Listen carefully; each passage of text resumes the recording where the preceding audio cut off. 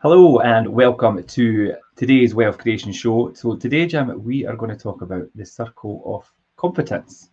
Now you're streaming, you're on your TikTok and I'll you're on wait. your Instagram. Competence is more than anything because I forgot to Put put the the mic mic on the in. TikTok. Jim's running Sorry, on his guys. Jim's Sorry running to on the his TikTok TikTokers. Sorry and to his the Instagram. TikTokers. So you will Apologies.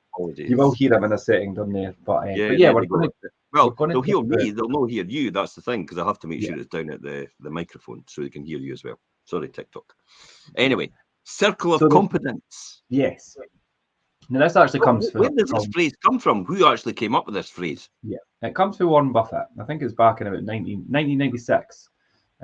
He put this together. I think it's almost like, wait a minute, that's a bit precise. Well, obviously I've wrote it down. But yes, obviously I've researched it, but that's where it comes from. And he put this together as a way to focus people and investors in particularly Yeah, and on operating only in areas that they really knew the best and understanding their circle of competence. It really helped them avoid problems and identify opportunities for improvement and ultimately learn from others. And we plug that all the time, Jim. It's like learn from other people, but obviously people that are uh, of the influence, and obviously people that yeah. are more successful than yourself, i.e., Warren Buffett's one. Yeah, so how does that apply to me? AK, how could I say it? Being having people round about you, Yeah, it's knowledgeable and skillful in those separate areas. Probably circle of competence right now, I could say, is it's the whole thing about isn't it the people you associate with? yeah, This is probably on the lines of the sum of the people you associate with, the five people you associate with, is the sum of where you'll be in the next 5 years. yeah, So if you're associating with people that are far more successful than you and are far more wealthier than you, are far more educated than you, then that'll lift you as a natural result of being around these people. Because you get like the people you associate with, don't you? oh, definitely, definitely. And I think, and you've always said that, Jim. It's something that you always put out there, and I think anybody who's on their own journey and have made changes to the circle and the people that they associate with have for the better, are Yeah. probably seeing themselves progress in a positive direction. And I'm Mhm. more than certain that people have identified that themselves if they've done that. Absolutely. So Absolutely. I'm going to flip the camera around and I'll let people see you. Look, TikTokers, look. This is Richard that you hear all the time. Just so they yes, can see you. I'll flip the yeah. camera back around. There you go. We're back. We're back with just me. I think people on Just, TikTok might just so like they seeing know me. that you are actually speaking to somebody when you do Aye, your live, Jim. it's no made up. It's no made up. Richard's actually here. He's on the screen. I'm a real person. I am here. We're broadcasting the other Um, channels at the same time. That's why. So circle of competence. It's like what you said. It's Warren Buffett talks about all the time. It is the people you keep round about you and you become accustomed to, in order to improve and enhance what your knowledge and education is, yeah, and also your wealth over a period of time. It does come back, doesn't it? To You do get like the people you associate with, and I've seen it before. And over the years, I've strived and strived and strived to be educated from people more successful than me or more knowledgeable than me in certain areas. For example, right now, it's clearly obvious. I mean, I passed taxation with distinction when I was mhm, at college and in my exams, so I'm pretty tax clued up. But I'm not clued up on all the things that you should be doing at what are now the big four companies that know mhm, what they're doing. In other words, Ernst and Young, PricewaterhouseCooper. Um, I don't know who else are the big four nowadays. Arthur Anderson went to the wall with Enron scandal. They yeah, they were their auditors for Enron, and that that tanked within a year of saying that this is the future, Enron, utilities and power. And then the next minute they realised that the guy was gambling with all the money and actually doing swaps and futures and derivatives and all the rest of it. And yeah, it was only supposed to be a utility provider, like anything else. And then that's why it went to the wall, because it was all smoke and mirrors. So yeah, they've got a lot more knowledge and expertise than your local accountant has. So if you need to know about anything, how to be tax efficient, you probably are really going to have to go to the big four accountancy companies, or somebody in between that level of your basic bookkeeper, accountant, run of the mill, does everybody's books, and somebody bigger than that. And it's the same when it comes to things like, people that do mortgages, especially for buy to let. So the one that we use is Kessa, who's Freedom Financial, but Kessa just specialises in buy to let mortgages. Buy to let and bridging, Yeah, and that's it. He doesn't do anything else outside of that. It's just purely buy to let and financing of commercial as well. So that's why he would be in my circle of competence, because I didn't want to learn. I didn't want to learn about the latest buy to let mortgage, the latest way it happens. I used to love doing things like that, but then it got to a point where you thought to yourself, it's great doing it, but is it actually making you any money? Is it actually, if you've only got a finite amount of hours in the day, you don't really want to go through the proceeds of having to learn what the best buy-to-let mortgage is, and how to do it properly, and how to do it efficiently, and how to get, well, look at the one I'm doing now, the 1.9 million. I don't think I would have been able to do the 1.9 million myself without him. Without somebody, Yeah, that wouldn't be. Admittedly, I've got to say that the Bank of Scotland did say to me, "Yeah, no bother, we'll do it with you," and that was without anybody's involvement. So yeah, the Bank of Scotland was fine with that, but then I was getting better rates from another person through Kessa, and I was getting a better deal through them as well, and they were, and there with them it worked. With the Bank of Scotland, my deal didn't. So see how it's important to actually have the right people on your side in terms of how to do something, and not just accept the fact that because one lender turns. See, this is what I learned in the very early days of going round I must have went round about, oh God, well over 200 bank managers. I must have went through about 200 bank managers out all the time when I first started in buy to let, because a lot of them said no every single time, and it was just like, okay, well, I always learn a no is just a yes waiting to happen. Yeah, that's true. Well, Russell Brand, that doesn't apply to you, by the way. Yeah, definitely not. I know it's definitely. I know this is timeless content, but people will look back on this and go, "Oh, right, okay." So that doesn't apply to him. But in sales, I know it's just a yes waiting to happen, isn't it? So I kind of kept going that way because my mentors told me, well, it's kind of, you just keep going, you just keep asking, keep asking, keep asking. At some point in time, a lender will turn around to you and say, yeah, the numbers work for me, that makes a deal. So over a period of time, I built up a relationship with the right people in order to make sure that the mortgage market was one I was up to speed on. Now, we talked about this in Cash Flow is King last week. So when we talked about Cash Flow is King last week, then what we talked about is the importance of actually making sure you've got sort of, and even though you don't need it, you would probably have funding in place. And this is about circle of competence again. This is about making sure you're in the right position to do something when it actually happens. That I think that's key. It is key, and I think, like you say, Jim, there, and it's definitely, and you'll have experienced this through your journey, that, like you say, obviously people who specialise in tax, and obviously your accountant's background, but obviously you've got an accountant yourself that does stuff for you. But even right down to like contractors and people doing joinery and your gas engineers and your plumbers, and they all specialise in these things, and you've got them in your circle that helps you. Yeah, I've progress your been through a lot of buy-to-let them over the years. Been through a portfolio. lot of Yeah. them over the years as well, because some of them just fall by the wayside. Some of them move out the area because they're relocating somewhere else. Some of them are just retired because they've given up. So you've got all these people in your circle of competence again when we talk about it, and your team, more or less, and your power team, let's call it that. And they help you focus on what you need to do to avoid any problems, like what you said before, to identify the opportunities for improvements and stuff. Because sometimes some of the contractors that we're using right now comes back and says, well, you'd be better doing this now in order for, because it's going to come back to haunt you later on. And this is why we talk about EPCs as well. So when I'm doing refurbs, I'll immediately say, okay, if we're doing major refurbs, we may as well just concentrate on getting the EPCs up to C just now, so it doesn't disrupt anybody later on, because we know 2025 is coming. Scottish Government's not going to do anything about that, I don't think. Time will tell when people watch this back. In 2028 is when every single property it's let will have to have a C rating or above, unless there's a dispensation in some shape or form. In other words, unless there's a I usually refer to it as a get out of jail card. But literally that's what they're trying to do, isn't it? It's like if your EPC rating's no up, you could go to jail. What? I know. It's an EPC rating. Are you having a laugh?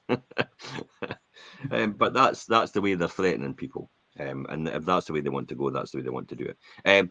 Property letting as well, yourself. Yeah, that's what I think. Yeah, property letting and legislation is something that obviously I've spent a lot of years and all the changes in the last few years. It takes a lot to keep up with that, but obviously, if you put the time and put the effort into learning that, and if that's your forte and type thing, then that's what you specialise in. Because even Jim, when it comes to a lot of the nitty gritty legislation and things, that people might think you're obviously quite knowledgeable about lettings, but you still come to me and say, "Is this right? Is this how it is?" Because obviously I'm in the forefront doing all the learning, along with the team, obviously. But, I know there's a lot of things that I know it probably are right in terms of lettings, and I do check beforehand. I fact check everything beforehand before I come on and say it on anything. Before I do a live broadcast and castigate Patrick Harvey or castigate the Scottish Government for what they're doing, and I make damn sure I've got my numbers right, and I know the facts before I do it. So when I say it, they can't come back and say anything. That's why I challenge Patrick Harvey every single time and say, "Come on, Patrick, let's have a debate about this. Name your time, name your place, and let's go for it." And I'll show it, because Patrick Harvey hasn't got a clue. The government ministers have no idea what they're talking about unless somebody puts a script in front of them. That's it. But even the script in front of them, if it goes off that script, they have no idea what they're talking about, because they're only government ministers. They're just a figurehead for that department, and it's the department that knows what they're talking about. Or in this case, though, the housing department doesn't know what they're talking about in the Scottish Government, or they wouldn't have a problem in the social rented sector. Remember, it's not a problem in the private rented sector; it's a problem in the social rented sector. It's causing the problem of rents going up and people know where to live, and homelessness rates going up to a record level. Maybe they should have a circle of competence as well. Then, they've obviously not got the right ones, have they? I did at one point offer my services to Paul McLennan, the housing minister, when I bumped into him at a housing summit when we were both on stage. And then I walked out, he says, "Yeah, okay, write into us and all the rest of it, and you can be on the panel." And I went, then when I thought about it in hindsight, I thought to myself, nah, no, I don't want to be on that panel. I don't want to. I don't think they understand what they're doing and what they're talking about. And I don't really want involved in an organisation that it doesn't listen. No. That's Circle of Competence, isn't it? And that's your power team. They clearly don't have the right power team, and you can see that out of all political associations. But you can see that in most cases of other people as well in our society. So if you look at businesses that are very successful, they have good power teams, the competent people. If you see businesses that are failing, they clearly don't have the right people round about them in order to advise them properly. You can also see people in our society that are succeeding and have succeeded for quite a long time, and then all of a sudden they take a dip, and you're like, what happened there? I'll give you a classic example. Mike Tyson. Yeah. Look at Mike Tyson. Perfect circle of people helping him achieve what he needed to achieve, which would be world champion and be extremely successful at that. Don King was a classic example about the person that kept him on the straight and narrow, and he's promoter and his coaches. And then when he got rid of them, he went off the rails. Yeah. So he didn't have the right people guiding him then and helping him achieve that the status that he was already working towards. And look at some of the tennis players when they end up sacking their coaches. Look at Tiger Woods when he ended up getting rid of his coach, and all of a sudden he just went off the rails for a period of time, and it just all went to pot. So it's like most people are successful. This is one to learn. This is one to definitely learn. It's when you get to a point in your success and your journey where you look at the other people around about you and you think, I don't need you anymore. I can go and do this myself. that's when it all goes to shit. Yeah. Because the people that have been supporting you and holding you up all the time and doing everything for you. And this applies to me as well, by the way. Everybody like yourself, like Perry, like Susan, like Chloe, like all the rest of it, all the people that have been supporting me have got me to where I am so far. And it's when you get that complacency and You somebody forget says, how much. Yeah. well, well, you've not really been helping me. You're not doing this and all the rest of it. It's like, well, wait a minute. Actually, they are. It's just Yeah. that you're taking it for granted now. You don't realize what goes on in the background to make that happen, for you to be able for you to do that. That's the key. I think Now, it's probably you do see it in our agency, in our business, in a state agency. You do see it, don't you? Yeah, and I think a lot of other people in business, no matter what it is, they will. And the thing is, what to remember, I think, is if you're in business and things are running smoothly and you're doing well and you have a good team, there's a reason for that because everybody's doing what they're doing Yeah. to help progress the business. And if you take somebody one cog out of that machine hastily, it's going to start to fall apart. But that's when you see you get the people that are self-actualization. They start to look at themselves and go, I want more. It's all about me. And it's called first fame. The Bee Gees. Yeah. Bee Gees had first fame. They talk about it, if you go back to the interviews I had on Graham Norton and stuff like that, they talk about first fame. How they all then, they got so big in terms of a group, they then thought it was all about just them and they wanted attention to themselves. And then the next minute they ended up traveling in separate cars. And it's like, and saying, Morris, I don't think you're as good as me. And Barry, I don't think you're as good as me. And they were all, and Andy, their brother, who, unfortunately was, died of drugs, I think it was. Yeah. You're not as good. And even Andy himself was like, I think I should do something on my own. I don't want to be part of the Gibb brothers anymore and the Bee Gees because I think I'm great enough to be on my own. You can see that. You do see that with pop stars, don't you? Yeah, and then it all falls apart. Yeah, look at One Direction. It's like, oh, we're all as good as each other.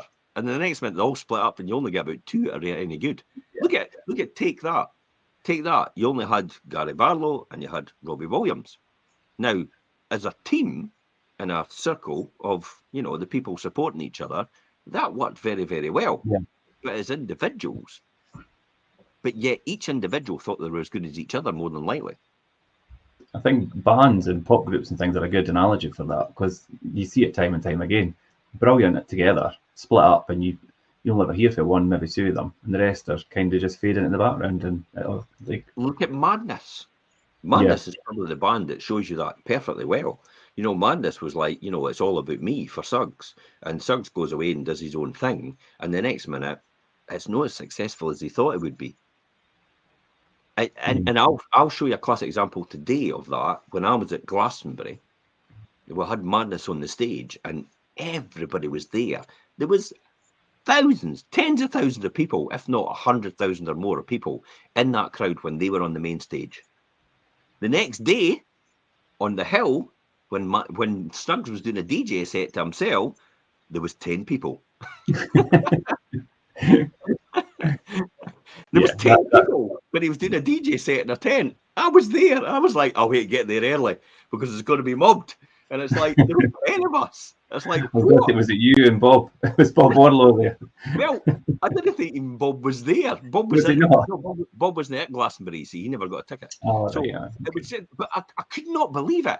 How could someone be, almost like, oh my God, it's Madness and it's Suggs singing one day, and then the next day you're in a tent, and it's the very next day it's the same person on a DJ set, and there's literally 10 people that turned up. That's crazy, yeah. You think about it like that. See what I mean about the sum of the parts, though? Yeah.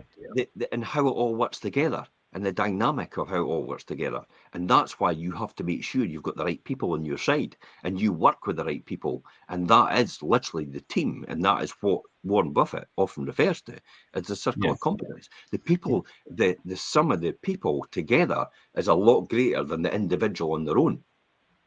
Definitely, and I think everybody in their own way, and whether it's built through learning or do you know what I mean? Everybody's built up this useful knowledge in some area, and whatever they do. And when you realize where your strengths lie and what you're good at and what you and a lot of times people are really good at things that they are interested in initially, and then they tend to excel in that because they've got that interest. And if you could determine that area where you have that expertise, and then identify where you have very little familiarity with something, and then avoid that, then you kind of mitigate risk and making mistakes. And basically, it's like what you say, Jim: stick to your knitting, stick to what you're good at, and let other people do what they're good at.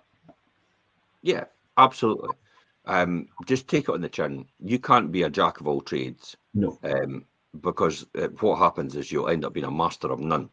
Mm-hmm. So that's the key here by doing that. So you need to get the people are specialists in each area in order to grow a lot bigger, in order to be a lot more successful in what you're doing and the discipline you're doing as well.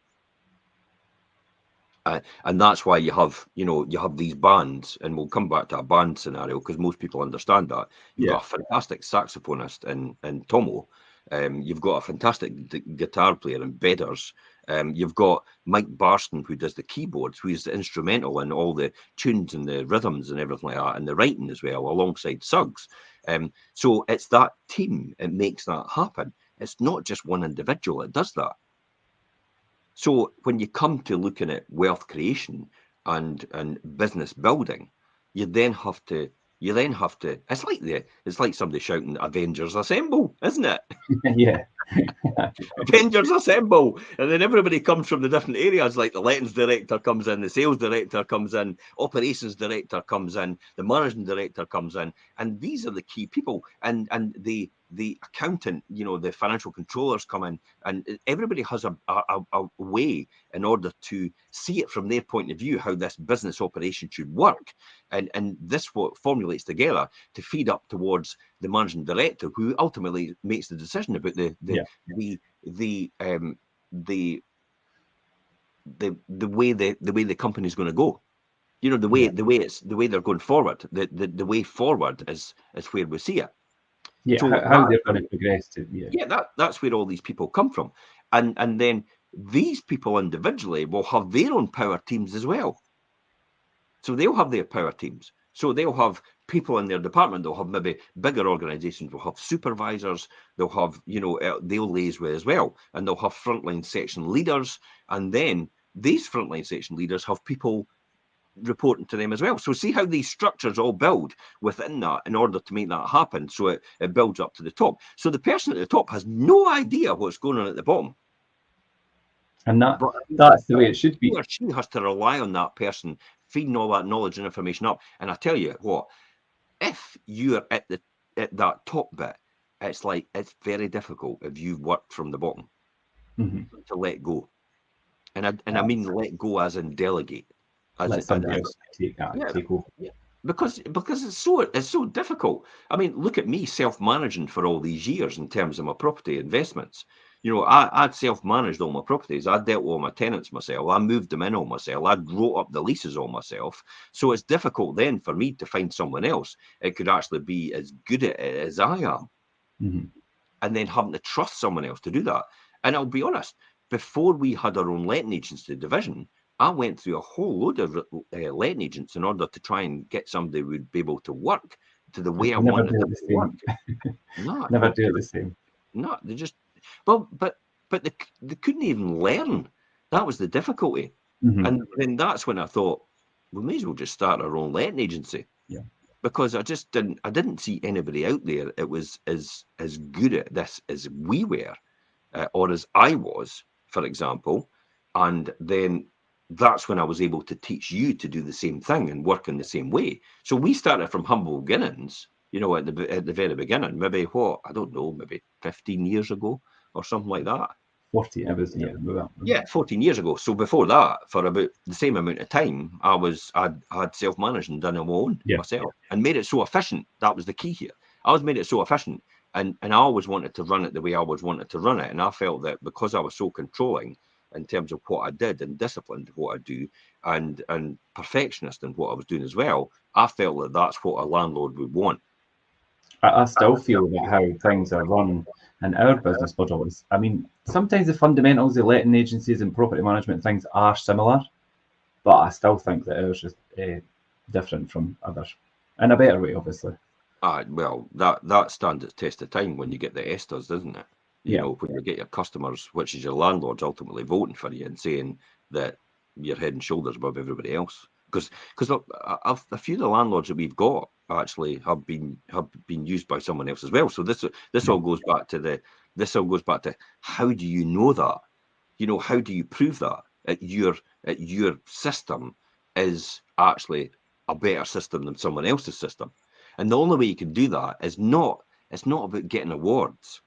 It's about getting a feedback In system the in place, feedback, yeah. a management information system, MIS, if you want to call it that. This is what I used to be told about all the time when I was getting trained in business studies and that, is there were MIS, management information systems. And management information systems are key to put in place in order to make sure that you're getting the proper feedback, to make sure you're actually doing what you're meant to be doing. Make sure you're doing what you went out and set out to do in the first place. Yeah. That's key. That's key as well. If you don't have that management information system in place and that feedback loop in place, therefore you have no idea what you're doing, if it's effective or not. You could sit and look at it and say, yeah, we're making money. Yeah, but okay. But is the customer experience right? Is that actually happening how it should happen? Is the people at the end of this transaction, we're the most important people, are the customers, are they actually getting what we're expecting them to get? I know. Are we doing what we say on the tin? I know, because at that point in time, you could be looking and saying, oh, well, we're making money and that's fine. But if your customer experience isn't right and you've got people coming to the end and they're not happy, then that money coming in is not going to continue for a long time. Do you know what I mean? No, it doesn't. That's why you don't get in a repeat business. Yeah. And this is why a lot of people say to me, how the hell is your conversion so high? And how does everybody just phone you up and say, Jim, could I just do this? Or could I just put my house in the market? Could I just let my house with you? And it's like, you know, I've never spoken to these people for a long time, but they know I've got a track record. That's the key here. And they know it's proven, and they know by what we do here that there's no doubt about it that this just isn't made up. Yeah. This isn't BS. Put it that way. This is like, no, I've done it. You've done it. We know what we should be doing. We improve every single time, and that's the key here. I'll tell you a feedback loop we've got. I was just going to say feedback's brilliant for improving. If it's not always good, We'll then, talk about customer ratings in the Esther. Let's look at our feedback loop for the Esther. Yep. Okay, so I'm looking at this right now. Now, in 2021, when we did the Esters, we for estate agency, for example. Yes. In 2021, we had an approval rating of 99% from our customers for our feedback. Now, that's our customers voting for us independently in the Esters. You can't cheat it now because they check the IP addresses. If you've got double IP addresses, they'll delete the other ones. They'll only leave you one IP address. And they also sometimes do audits and they phone up the customers to say, you know, we got your vote. You know, was this you? Just to make sure, so nobody cheats the system. Because I started feeding back to them. I actually started feeding back to the Esters to say that, wait a minute, people could just put false readings in. They could put in, we found a couple of loopholes. we need to put, see how I was helping them, helping them prove the system to make sure it's right. I think it's to keep it fair, though. Put false votes in. It's like, no, they can't put false votes in anymore because we put IP addresses and we check them all to make sure there's no duplicates there. Because then you could just be somebody in an office typing in false votes. So, 2021, 99% approval rating. 2022, 99.09% approval rating. So since that year, we've improved by 0.09%. 2023, 99.45%. So we've improved by literally just by 0.36%. 36, yeah. Well. So in a year, 0.09% in the first year we've improved by, 0.36% we've improved by the next year. And so then into 2024, we've got 100%. So now I've no doubt about it. I'll be honest with myself and say we're not 100% perfect. We never It's are. just the way the scoring goes. Yeah. But the scoring's sitting at 100% right now. But you can see how these incremental gains over these years, from 2021 to 2022 to 2023, and now the 2024, which will be next year's votes, because we're getting them now for the next year's votes. So basically, the 4 years improvement has made that improve 1% in 4 years to get the 100% level. I was just going to say there, because it is a real, that when you speak it about the numbers there, seems like a very small incremental increase. And people might wonder, well, what does it matter? The marginal gain isn't that important. But when you're at that level, to be making a point like... Yeah. If it's going to take you that huge improvement to get that marginal gain, and it's going to take you so much resources to get that marginal gain, then you probably wouldn't go for that marginal gain. But this is organic. Yeah. This marginal gain is not out of anything other than us just going, yeah, okay, we'll just improve that wee bit. We'll improve that wee bit. And we'll improve that wee bit. And then also training all the time. Yeah. So again, let's look at Circle of Competence. One of the people we have. Training's a big thing, Jim. And I think you're totally right when you say that you can't be an expert in everything. And if you try to be, you're going to end up failing. And I think you... Well, I don't know. I'm an expert in everything. It would be good to be. I mean, you can excel in several different fields. Have you not seen my estate and say Guru logo? I've got investment strategist on there now, but on my other one, I've been a guru now, because I've been a lettings guru. I could be in a stage the guru now, and it's like you've been a time lord, and property time lord. But they're all just tongue in cheek stuff. But you've got to realize I can be a specialist in most things. Yeah, and I probably am a specialist in most things because I've studied them so much.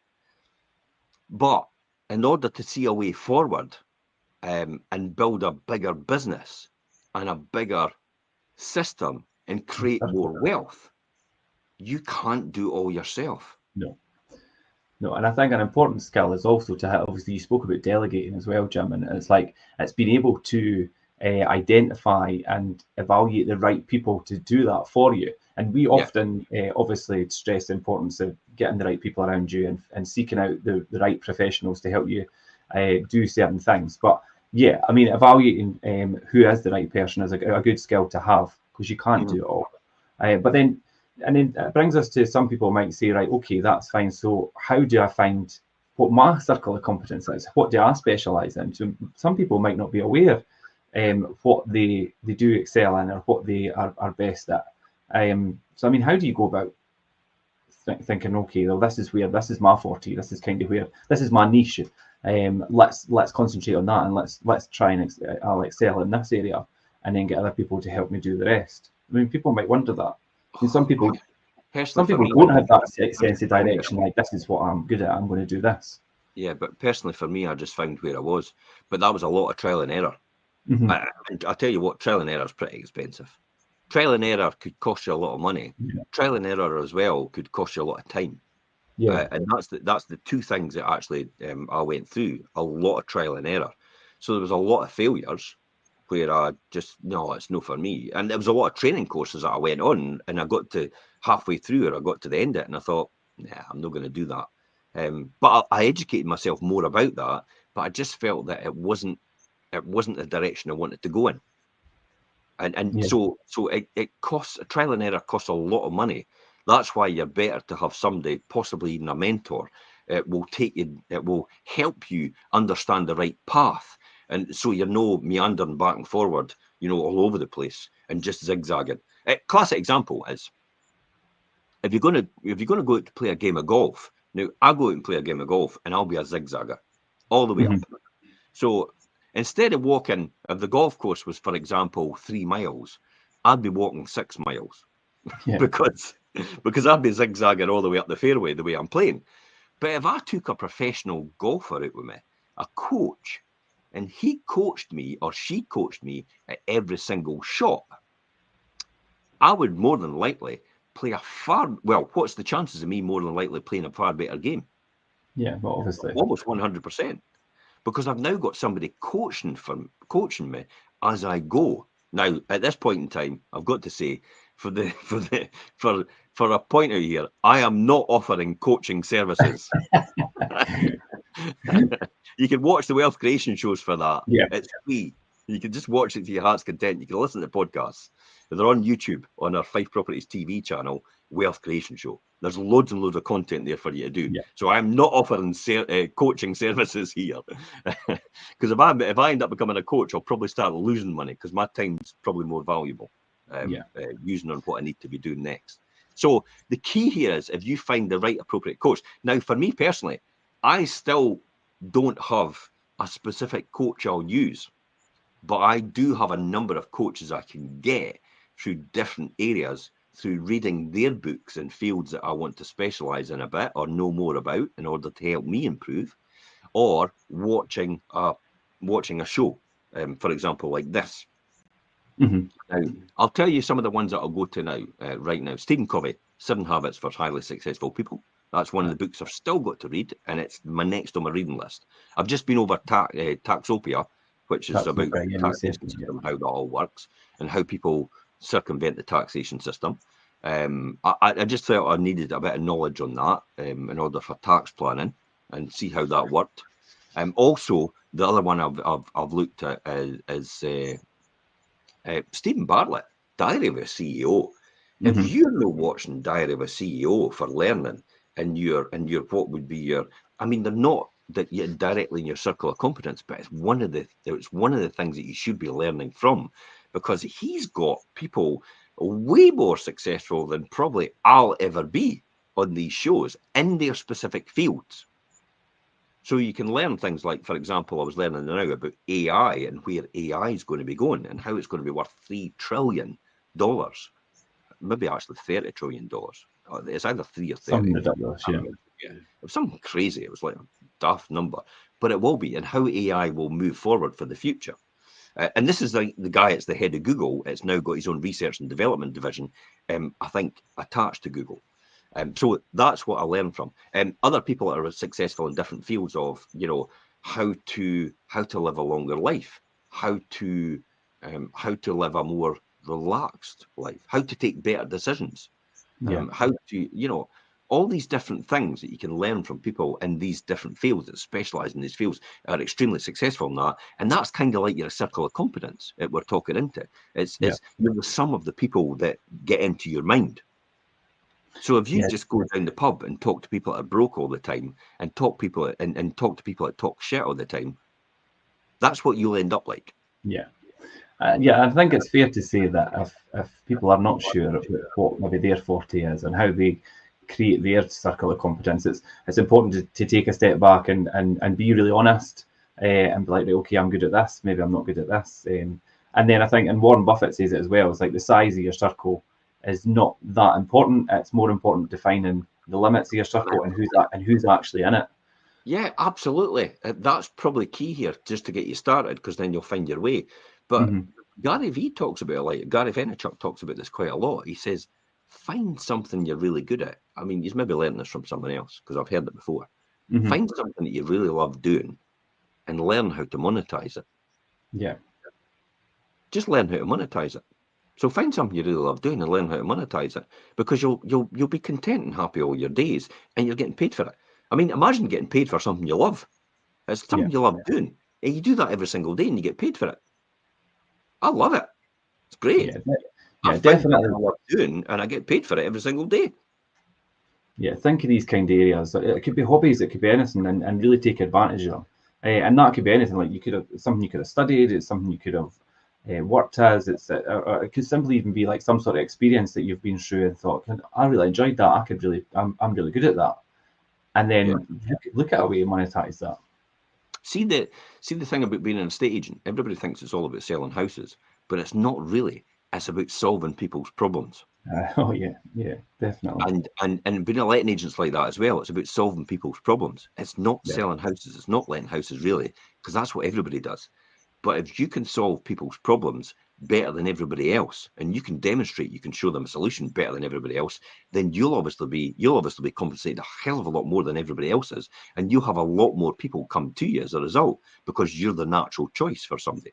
So this is all about, again, this is all about what you said there now, Richard. It's about studying, it's about work, and it's about lived experience as well. Mhm.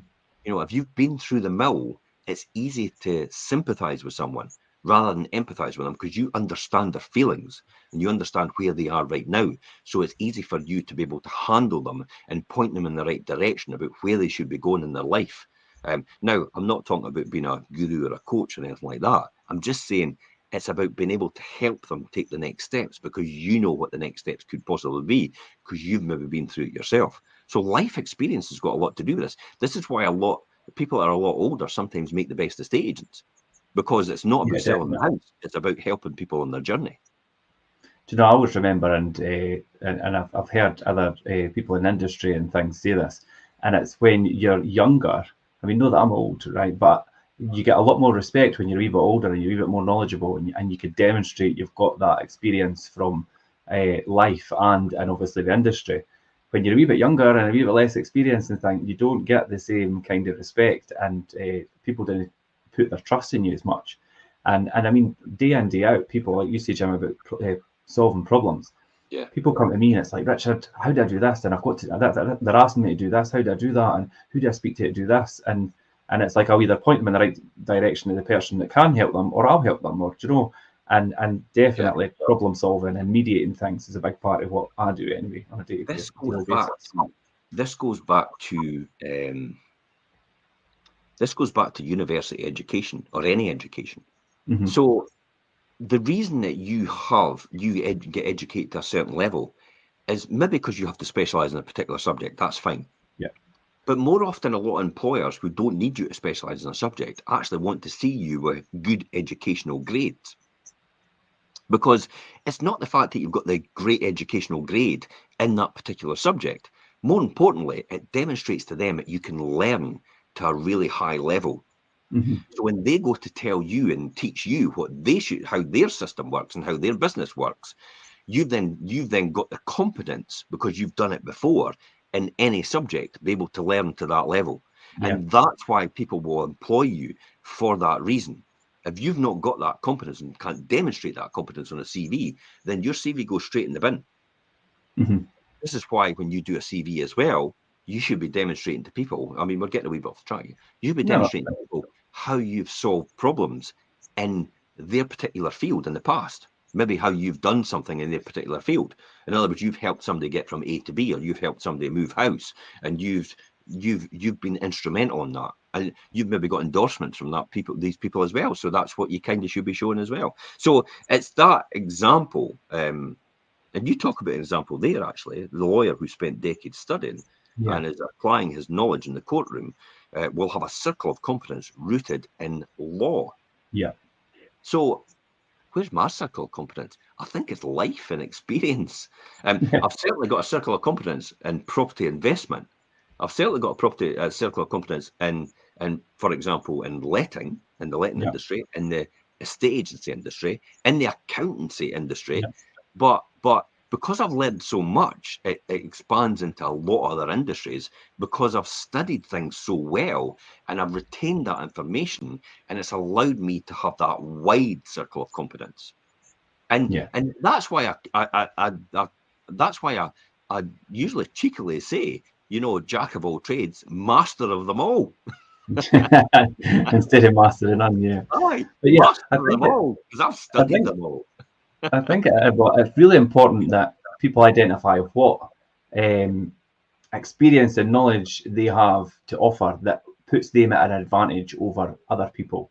This is where Within pinning your colours to your mast. Right. yes, Okay. Now you're just about to talk about this. I've got my train of thought here, so let me get this out.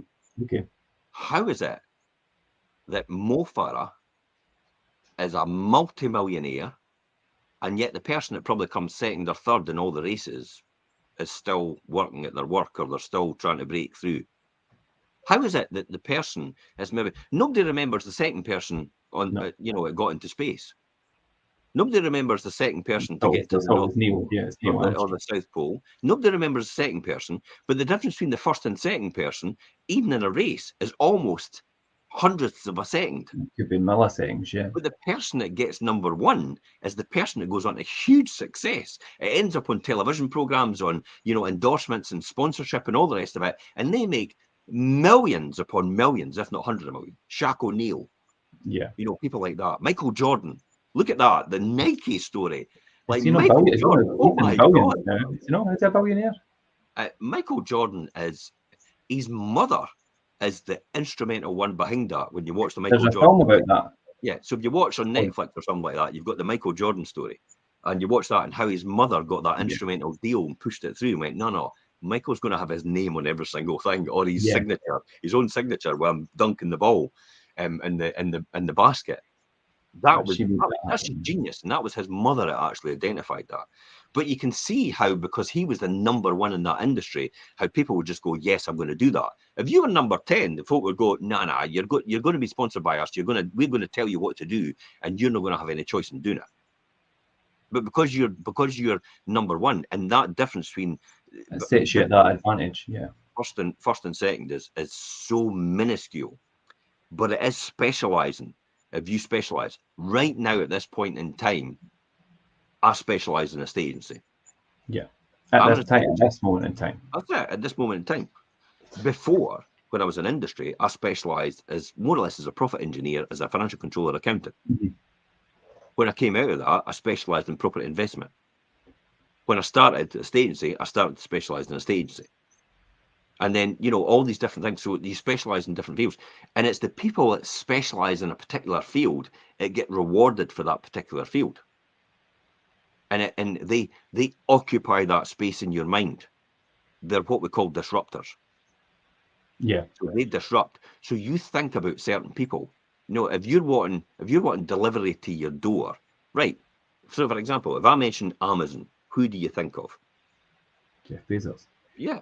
If I mention electric cars, who do you think of? Elon Musk. Yeah. If I mention international flying, you know, airways and all the rest of it, and luxury. That's Richard Branson, Virgin, right? See how they occupy these spaces?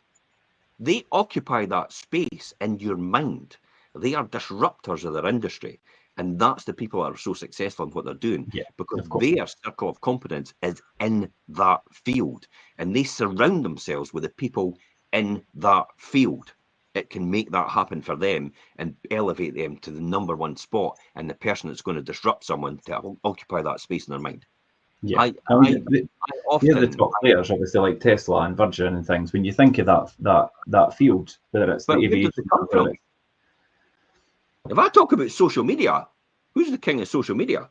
Who's the person that occupies their space in social media? If I talk about social media right now, who's the founder? I was going to say Mark. But Mark Zuckerberg. But then, well, I was going to say Elon's then marked up Twitter. There you go. He's starting to occupy people's mind, isn't he? Yeah. He's occupying. So he's got rid of 80% of the workforce in Twitter. I know. Look at the cost of that. And he's got rid of that almost overnight. And everybody was going, God, you're paying 33 billion for that. You're off your head. That's a loss-making company. It's no anymore. No. And he's got people like me paying to have a subscription, to have a blue tick. And even Facebook's got it now. Facebook is going to grow to a huge entity because Facebook have blue tick as well now. You pay them every month for a blue tick. In other words, a confirmed identity. They're no daft. When everybody was saying they're going to have subscription, well, they've sneaked it in through the back door and said you could have a blue tick if you pay a small subscription every month. But the small subscription's like a tenner. Could you imagine 1 billion people paying a tenner? There's 10 billion right on their bottom line for nothing. So smart, eh? Absolutely so smart. I think figuring that out and obviously that is really vital in defining what you do as part of your own circle. Of course it is. But do you see where that all started? Jeff Bezos started in his garage. I watched the interview the other day where he was talking about his garage and what he was outside his garage on his driveway when he first started, about what he was intending to do. I'm going to sell some books from my garage. Yeah. It's like, I've run it by everybody and they're saying I'm nuts. And he actually says that. They're saying I'm absolutely crazy. It's like, why am I leaving an industry? And, I'm very successful in what I'm doing so far, but I'm leaving it to do this in my garage. Because he says with the combination of the internet and the way things are going and the way you can get things delivered, he says, I just feel that this is the start of something great. Boy, was he right? And Absolutely. there'll be a lot of people that regret not maybe following him, but No, I know. Well, the biggest regret is Apple. Nolan Bushnell was offered to £50,000 investment. Nolan Bushnell, for anybody that knows or doesn't know, was the head of Atari. Now, Atari was huge. Atari came up with Pong, was the first video game ever. Doot, doot, yeah. with the wee ball. It went back and forward on the screen, black and white. And then they come up with Space Invaders, and then they came up with Galaxy, and they came up with all these different Magic games. They came up with the console, the Atari 2600, which is given a comeback in retro games now. The Atari 2600 with a paddle and everything like that. Yeah. You could have whole games at home, and they were huge. And was and Steve Wozniak and Steve Jobs. Wozniak and Jobs was at Atari, and they went, look, they were programmers, and they go, we're going to do our own wee sideshow in our garage, and we're going to start up there. And then, so they left Atari, and Nolan Bushnell was, he says, what are you doing? And he says, well, for 50 grand, Nolan, you can invest in our business, in our garage, and we'll tell you, you could have a real good investment. And I think it was like 25%. See, Jesus.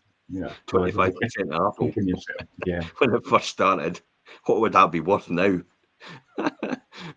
And it's really the one that got away, isn't it? Yeah. I actually just saw one day the now is when somebody wrote a letter. It's on going about the rounds about one of the record companies went, yeah, I've listened to your tracks from your band called U2. It says, it's no really for us, but good luck in your endeavours. They will be kicking themselves for writing that letter. But history is littered with that. Yeah. But see what I mean about specialising in your particular field and the circle of competence in that field. That's the key there. That's what the competence offers the advantages to an investor, especially. So when you know what you're doing, and the chief among them being the avoidance of costly mistakes. Yeah, Because definitely. the person that's in the circle of competence knows exactly what they're doing, where they're going, how they're doing it. Why do you think I get so many people coming to me and saying, I've got 100,000 in the bank, where should I invest it? Could I invest it with you? I get that almost every other, I would say every other second week. I get people coming to me and saying, can I invest it and what should I be putting it in and everything like that? And I'm like, no, I'm not. I'll help you. I'll help you invest it. Yes, we'll help you. I'll put you in touch with Richard. Richard will be able to get you to buy the right properties. They're going to be in your name. You're going to be making the money. I don't want the responsibility of having a fund in order to do this, because the fund means I've got to manage it. I've got to bring more people in. My circle of competence isn't in fund management. There's a key driver there. Yeah. It's actually in building wealth. And it's actually putting people in touch with the right teams in order to build the wealth. And I'm happy to build the wealth for them individually, but people want to come in with me. And it's like, no, I don't. I don't want the responsibility of carrying somebody else's money. I'm quite happy carrying my own money, take my own decision, take my own risk, but I don't want other people interfering in what I do. And the only reason you would invite people into your circle of competence if they could add and enhance the added value to it. If they can't, then there's no point in having them. There's no point in having that. If you've got money yourself, there's no point in taking somebody else's money to invest, because you could do it yourself. I know, because if you've got that knowledge, there's no point in bringing somebody in with the same knowledge as you, unless you want to replace yourself, because they're just going to duplicate what you're doing. Yeah, and people do joint ventures and things, and whether that's for a monetary aspect or whether it's joining up knowledge or whatever, then that's fine. But if you don't need to do it, you don't need to do it. I think a lot of people do joint ventures, and I wouldn't be surprised. It's just because they think it's fun and it's sociable. But they don't realise they're getting into joint ventures, because I've seen some horrible joint ventures no work out. Because there's the ground rules aren't set out in the beginning. They've not set out who's getting what. There's no sort of formal agreements on what's happening, where it's happening, who's taking the decisions, who's getting the compensated, because one might be putting in more effort than the other, and then that's when it all falls apart. So that's where it's key to set these ground lines out. But that's where it's key to have people with knowledge in specific areas. So in order to do that, and that works very, very well. I mean, Progressive Property, for example, Mark Homer and Rob Moore. Mark's a geek. You know, he gets involved in the day-to-day details of everything. Yeah. And Rob's a fanatic salesman. You know, Rob's out there. Rob's out there in the front. Yeah. They work very well together because Mark has no desire to be front of house. Rob's got every desire to be front of house, but Rob does not want to do any detail. The nitty-gritty detail, yeah. At all. Yeah. So that's where that works. That relationship works very, very well, and you'll see that in most things. Wozniak's the same, and Steve Jobs and Wozniak was as a detailed programmer, analyst, all the rest of it. He doesn't want limelight. He's not that type of person. Where Steve Jobs is a visionary, and he's the salesman. So these relationships where they work together work extremely well. Richard Branson has a huge power team round about him. He has massive power teams round about him. And he has people advise him all the time, and they tell him what to do. Buffett and Charlie Munger. Mm-hmm. Two of them work very, very well together. Buffett's and Charlie just sits in the background. He just pontificates, and exactly, I've no doubt about it that Charlie's really good at what he does, but he has a complementary set of skills to Warren Buffett's as well. And without the other, wouldn't work. Yeah, you see that a lot. Hardy. Could you imagine Laurel and Hardy? There's a classic example. If you ever remember Laurel and Hardy, could you imagine Laurel and Hardy as individuals?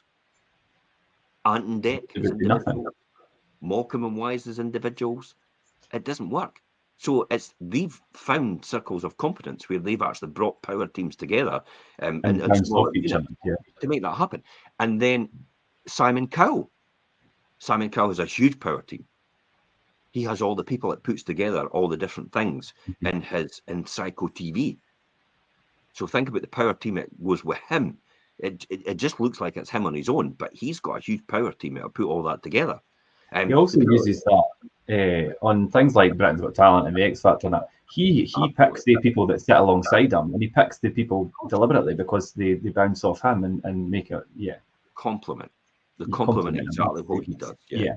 They're very complimentary, and when they get to the samey, like David Williams, it's like, okay, it's time to go because no one wants to see that anymore because it's too samey. Let's get someone else on. It's got a different set of skills which will appeal to that audience.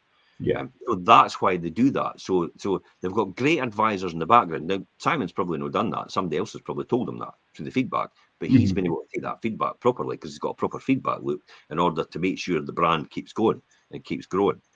So there's no doubt about it. If you look at successful systems and how they've operated, they've all got a circle of people in there that actually do a specific job in a specific area, and it works well all together. Yeah, definitely. I think you did say that there, Jim, and it's important that people realise that not every decision and investment decisions and things are going to work out perfectly, but by staying within your circle and having the right people, you could lessen the risk of having massive losses and mistakes really significantly, because as you said, mistakes will be costly if you make them along the way. And that's where if you've got the right circle of people around you and the right team, and you'll go into making decisions basically armed with the right knowledge and backed by the right people with the right experience and in a particular field, depending on what you're doing. And both of these make decisions a lot more informed and easier to make ultimately. Yeah. The other advantage is the actual opportunity to turn to your knowledge into results. And by understanding your circle and what you're in, you can leverage this to make sure informed decisions about investments. We've talked about this before, and others might not have the competence to make. Yeah. So it's actually making sure you do that. And so if you double down on your strengths, you will be poised to reap the rewards when a well-priced opportunity presents itself to you. Yeah, definitely. That's key. That's key. And you have to figure it all out what your own aptitudes are. But that takes a lot of time. It does take a lot of time. It does You take a lot just of thinking. realise that or figured it out overnight. It takes a lot of. You've got to be really humble. You've got to just say to yourself, maybe I'm just thick as shit in that area. That's what I was saying earlier. You need to be honest with yourself. Take a step back and be like, right, I'm not that good at that. Somebody else has to do that. Or I have to Yeah, get I somebody else mean, to do that for there me. is a lot. There is a lot of people that just think that they are the. I do it tongue in cheek about the master. The jack of all trades, but master of all. And I really do it tongue in cheek. But there is. I'm definitely not going to be a master in all. I could be if I wanted to, but being a master in all is just going to tie up all your time, and you'll never get anything done. You really just have to play to your biggest strengths, and then get other people to help you in the strength that you have got but you can't use because you're focusing on one or two areas of your strengths already, and you just don't have time to do anything else. So you bring in these other people in to support you, and then also the ones that you really don't have any strength in at all, you bring in to help you. Yeah. So there's no surprise. As I said before, we bring in a specialist trainer every single week, one of the top stages trainers in Britain, and they train for Lettons and they train for a state agency as well. Yeah. And that's like an Olympic coach, training, teaching their runner or their shot putter or their javelin thrower or their tennis player. That's like an Olympic coach every single week, teaching you, just honing, developing your skills, just that wee bit to get that edge. This is going from the 99% to the 100% over a 4-year period. See how that happens? Now, Definitely. look at the difference in the esters, for example. The difference in that. I mean, that extra 1% could make the difference of being, rather than being the top agent in Scotland, which is probably for the 4th year in a row now, we might end up being the top agent in the UK. Just with that extra 1%. Yeah.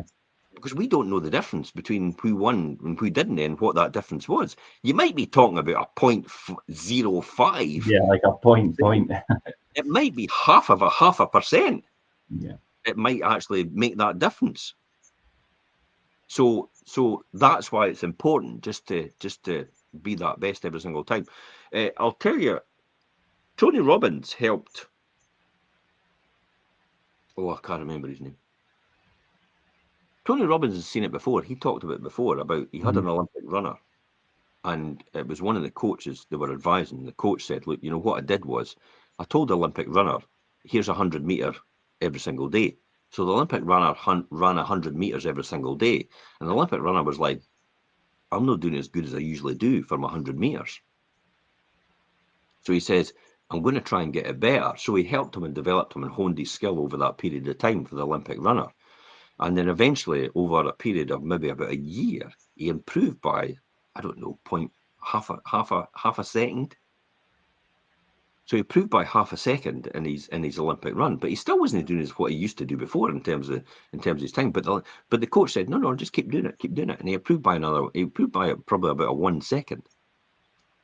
And then when he got to the end of this, the coaching sessions over all this period of time, the coach actually came round to him and says, I've got a confession to make. He says, that 100 meters that you were running, he said, I actually got you to run 110 meters every single time.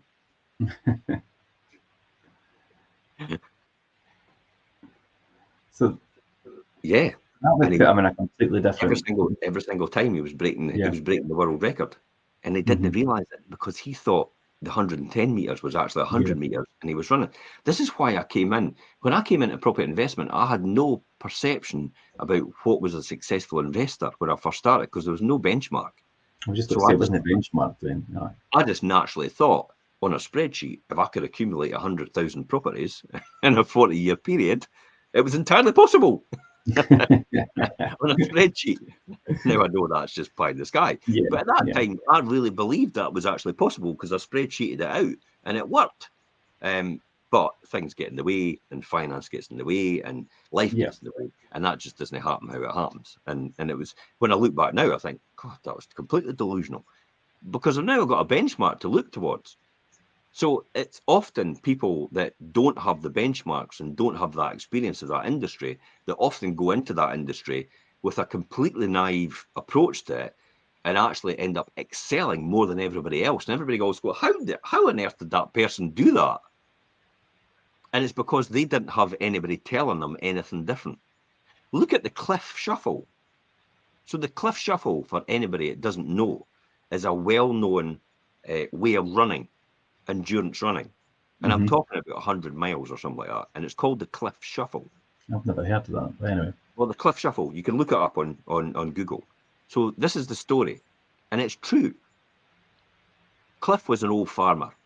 You know, he used to shuffle about his fields, and this is where the shuffle. He used to shuffle about his fields in his boots, and his muddy fields all the time as a farmer. And he used to shuffle everywhere for what he was doing in his muddy boots. And after a period of time, Cliff saw something about running, and he thought, I quite actually fancy running. He says, but I don't have running shoes. I don't have any experience of running. All the gear and the experience. Yeah, I don't have anything at all. So what Cliff did was he went in, his first race was like, oh, well, I walk about everywhere anyway and what I'm doing. So I tell you what, my first race will be 100 miles or something like that. Or it might have been a 7-day endurance or something. Or maybe it was actually about 300 miles because it was something absurd. It was like the Spine or the Ridge or whatever it was, one of these mass races. And it goes on every year still, actually. And so what had happened was Cliff went in for this race. And he says, I've not got any footwear, really. I tell you what, I'll just wear my boots. And everybody's, can't I wear your boots, pal? It's like, that's just stupid. He says, but I'm comfortable in my boots. I wear them all. But you need to wear something like Nike trainers or something like that. He went, no, I'm all right in my boots. I don't have any trainers, and I'm comfortable in my boots, and I move about every time when I'm wanting that, when I'm in that. And then they saw his running style, he's shuffling, and they just all laughed at him.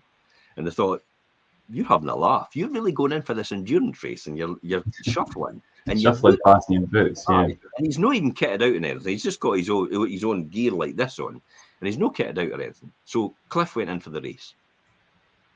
Cliff ended up winning the race. A 7 days endurance run. It was like 7 days, and he did it in 3. Really? Or something like that. Yeah, you can see the story if you read it. And do you know how he managed it in 3? Because everybody thought this is unbelievable. That's what I was just thinking. How did he do that? This guy holds the world record for it. He broke the record. Somebody was doing it in 6, and he did it in 3. And what transpired is no one actually told him you're meant to sleep. He went into it completely naive. He didn't know the rules. He didn't know anything. No one told him to sleep, so he just kept running. And every now and again, he would just lie down, have a wee sleep, and he'd get up again and he'd keep running. And that's so he didn't actually stop and have 8 hours or whatever. Everybody else stopped and had their good 5 hours or whatever it is, went to their bed, had a sleep, and then went again. And that's why it took them 5 days. And Cliff went, I just laid down in the field. I'll just take 20 minutes, half an hour here and there. Yeah. That's what he did in the field. I just lay down in the field when he was ploughing the fields in the morning, because he would get up at 6 and he would work till 12 o'clock at night where it was pitch black, and he would just work all the time, and he would sleep in the field or in his tractor or something like that, and that's all he knew. And that's why Cliff ended up doing it. He went into the whole thing with no preconceived idea about what you were meant to do, and just done his own thing, basically. Yeah, and that's exactly what we're talking about in terms of circle of competence. Sometimes it's best not to know what to do and just do what you know best. Yeah. And what you know how to do best. Going in that completely naive way of doing something, because I tell you what, you'll be surprised what you can achieve. You can achieve phenomenal things. I've seen. I kind of mind the story of the cyclist. He was sitting one day in his house. And I think he was watching the Tour de France or something like that. And then one day he thought to himself, I could do that. And then he built his bike, and it was something like the ball bearings or something. The ball bearings for his bike weren't working properly. So he ended up getting a washing machine ball bearings and putting them into his bike. And he built his bike out by himself, handmade. He never bought a bike off the shelf. And he built his bike handmade, and he ended up winning the Tour de France. And it's like, but nobody told him anything different. He just thought, I could do that. I could do that. It was some major cycling thing. I'm sure it's the Tour de France. He ended up winning it, but he built the bike himself because he never knew any different. That really falls at, like, you talk about figuring out what your aptitudes are and what, like you specialize in or what you're good at. But these people seem to like they're good at it, but we didn't realize that they are the best at it until they actually put it into action. I tell you, Richard, honestly, I still don't believe that I'm one of the biggest landlords in Britain. Mm-hmm. But is that imposter syndrome? Is that I don't know anything different. But according to statistics, I still don't believe I'm one of the top 1% wealthiest in Britain. Mm-hmm. But according to statistics, I am. And it's like, I never knew any of that until I looked recently. I just thought, I'm just Jim. Mm-hmm. I just do what I do.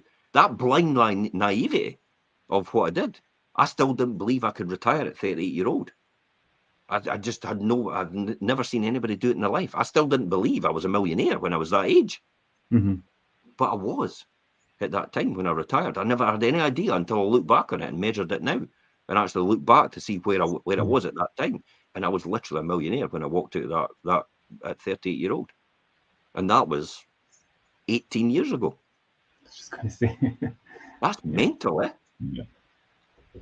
But sometimes blind optimism and naivety is sometimes your way forward for everything. Yeah, because then if you did know that at the time or were more aware of your situation, would you maybe have done things differently? Would you maybe have had a different attitude? I would have been more fearful of losing things, or what in what way? Yeah, I'd probably be taking less risks. Less risk, yeah. Because it's like you're now at a higher level, and it's like, oh, I don't want to rock the boat just in case I lose this. So I probably would have held you back. Yeah, that probably would have held me back, knowing that I was one of the most successful landlords in Britain at that time, if not still now. And also one of the most successful property investors, and also one of the wealthiest people in Britain. And it's like that's weird, completely weird. I still don't comprehend that right now. It's like, really? I'm just Jim from Fife. Leaving. Weird, yeah. It's bizarre. But it's the Buffett thing. It's like, I hung around long enough, and I'll be hanging around long enough for years to come. And that's what happens. The first 60 years, Buffett was successful because he started investing at 13 years old. And the time that he invested from 13 to 60-year-old, right? He made less money in that time than he did from when he was 60 onwards. Mm-hmm. He's made more money. He's made billions from 60 onwards than he is in his first from 13 to 60-year-old. And everybody think, God, that's a huge amount of time from 13 to 60. And yet, for what age he is now, I mean, I'll take a quick look at Warren Buffett and see what age he is. Warren's 93 now, so 33 years. So he's wealthier in the 33 years. He's phenomenally more wealthy in 33 years, and the 33 years past his 60 than up to 60. I mean, up to 60 is minuscule. He probably did that in the next couple of years after 60.